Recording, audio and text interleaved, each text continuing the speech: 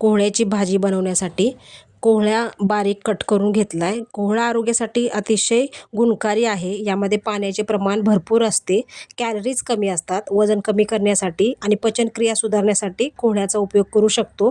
कोहळा body detox करतो. छोट्या छोट्या क्यूबमध्ये त्याच्या बिया काढून मी छोटे छोटे क्यूब्समध्ये त्याला कट करून घेतलेला आहे. अतिशय गुणकारी ही भाजी आहे, नक्की ट्राय करा एकदा.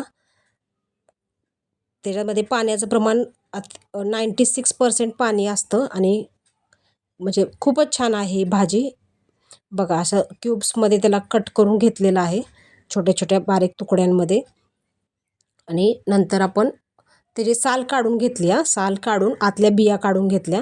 कढईमध्ये तेल गरम करायला ठेवलं, त्यामध्ये कढीपत्ता आणि जिरे मोहरी टाकून घेतली. जिरे मोहरी तडतडली की आपण जो भोपळा कट केला होता, सफेद भोपळा तो टाकला आणि वरून मीठ टाकलं. शिजायला जास्त वेळ लागत नाही, लगेच शिजतो. मिक्स करून घेतलेला आहे आणि ठेवून दिलं थोडा वेळ तसंच. आणि त्याच्यासाठी वाटण तयार करायला घेतलं आहे. वाटणासाठी थोडंसं खोबरं, ओलं खोबरं, लसूण, अद्रक आणि एक कांदा घेतला कट करून आणि एक टोमॅटो घेतलेला आहे कट करून, आणि त्याची आपल्याला पेस्ट करून घ्यायची आहे. आणि ती पेस्ट आपण एकदम बारीक अशी पेस्ट करून घेतली. बघा थोडंसं. आणि 2 मिरच्या टाकल्या, सुक्या मिरच्या होत्या, ओल्या हिरव्या पण टाकू शकता. आणि थोडासा कढीपत्ता वाटणामध्येच टाकलेला आहे.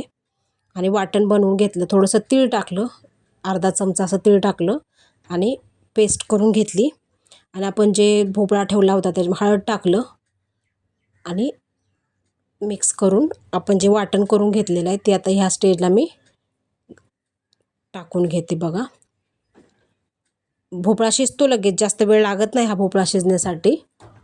अतिशय हेल्दी रेसिपी आहे ही. वजन कमी करायचं असेल तर उपयुक्त अशी आहे, छान होते आणि झटकीपट आहे, जास्त वेळ नाही लागत बनवण्यासाठी. बघा भाजी ही शिजलेली आहे आता, कारण आपण आधी वाफेवरती शिजवली होती. त्यामुळे एक जस्ट 2 मिनिट्स मॅगी कशी बनवतो तशा टाईपची ही रेसिपी म्हणू शकतो आपण. छान बनते, नक्की ट्राय करा. रेसिपी कशी वाटली सांगायला विसरू नका. चॅनेलला लाईक करा, शेअर करा, सबस्क्राईब करा.